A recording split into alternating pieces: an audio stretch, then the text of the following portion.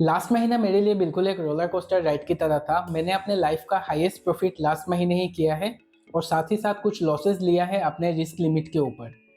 तो लास्ट महीने का पीएनएल देखने से पहले इम्पोर्टेंट है कि आप मेरा लास्ट ईयर अक्टूबर महीने में मेरा क्या सिचुएशन था वो भी आपके साथ शेयर करूं, ताकि आप एक ट्रेडर के जर्नी को अच्छे से समझ पाओ। तो चलिए शुरू करते हैं 2023 अक्टूबर महीने के पीएनएल से। तो चलिए ट्रेडर्स, हम यहाँ पे चलते हैं अपने अकाउंट सेक्शन में।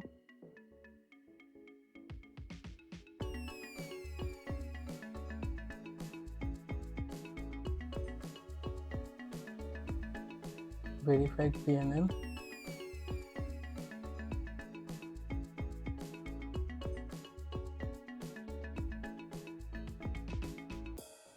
तो यहाँ पर अगर हम लास्ट ईयर अक्टूबर महीने का पीएनएल देखें तो यहाँ पे आप देख सकते हो मैं 639 रुपीज़ का यहाँ पे प्रॉफिट में हूँ।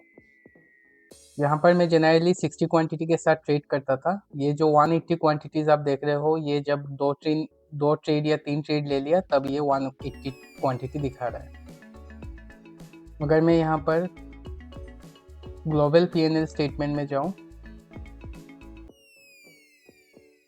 तो यहाँ पर आप देख सकते हो 2023 का अक्टूबर महीना देखो, तो वही ग्रॉस पीएनएल है मेरा यहाँ पे 640 रुपये और यहाँ पे नेट पीएनएल है मेरा 2300 रुपीज़ का loss.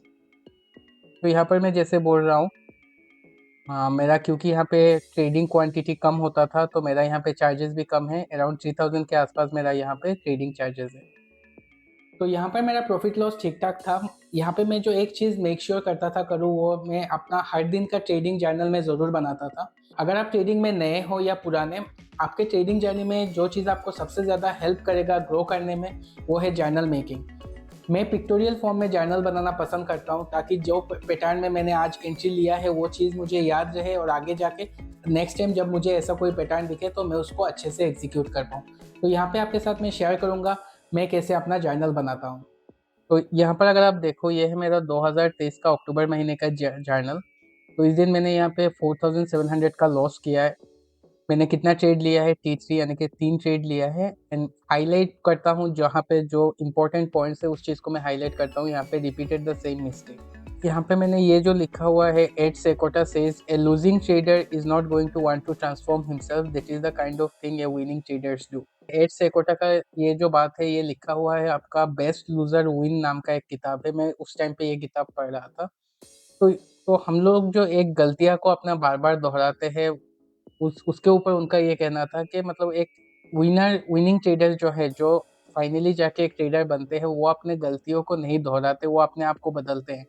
But A losing trader is the one जो अपने आप को ट्रांसफॉर्म नहीं करता या नहीं करना चाहता। तो मैं यहाँ पे गलती किया, इसीलिए मैंने उनका ये बात मुझे याद आया, तो मैंने इस चीज़ को यहाँ पे नोट डाउन करके रखा है।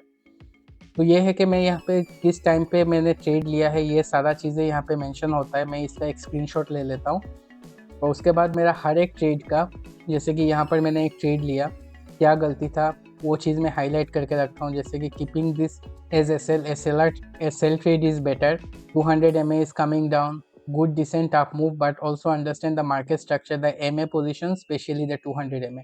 तो यहाँ पर मैंने बाइंग पोजीशन बनाया था, ठीक है, इस लोकेशन में मैंने बाइंग पोजीशन बनाया था, ये वाला अप मूव यहाँ पे देख के।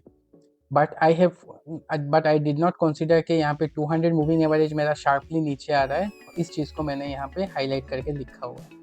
अगर आप यहाँ पे मेरा ट्रेड 2 देखो तो यहाँ पर मैंने पी पोजीशन लिया है। तो ये जो ट्रेंड लाइन था, मैंने hold a trend line except इस ब्रेकडाउन हियर वाज अंडरस्टैंडेबल कि इसका मैं ब्रेकडाउन होगा, मैं इस चीज़ को मैं यहाँ पे एक्सपेक्ट कर रहा था।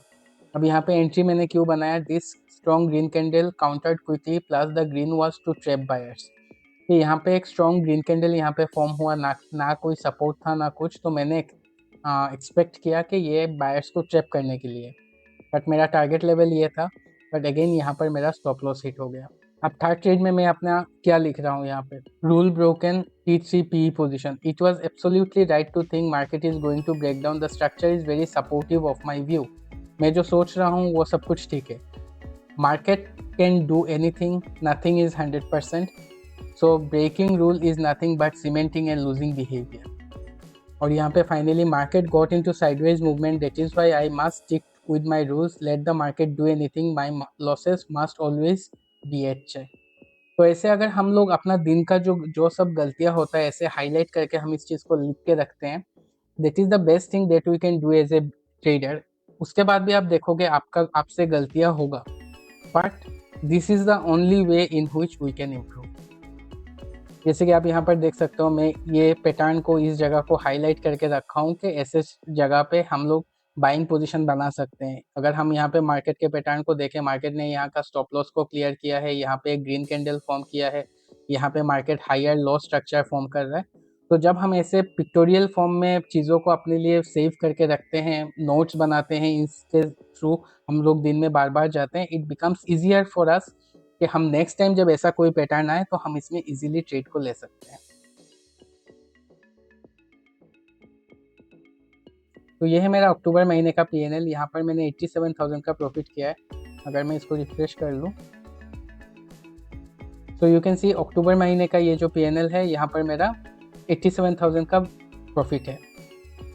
ये प्रॉफिट अच्छा है या बुरा है ये डिबेटेबल है, बिकॉज यहाँ पर आप देख सकते हो एक दिन में मेरा यहाँ पे प्रॉफिट 70,000 का है, पर साथ ही साथ यहाँ पे मैंने 24,000, 7,000,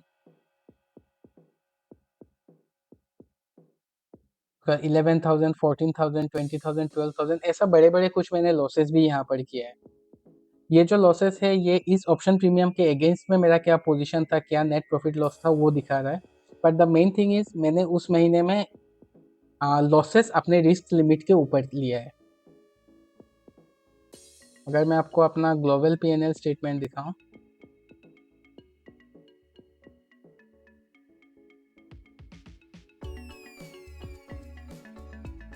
अगर आप यहाँ पे मेरा ग्लोबल PNL स्टेटमेंट देखो तो आप देख सकते हो 87,000 का प्रॉफिट और 77,000 का यहाँ पे नेट प्रॉफिट है।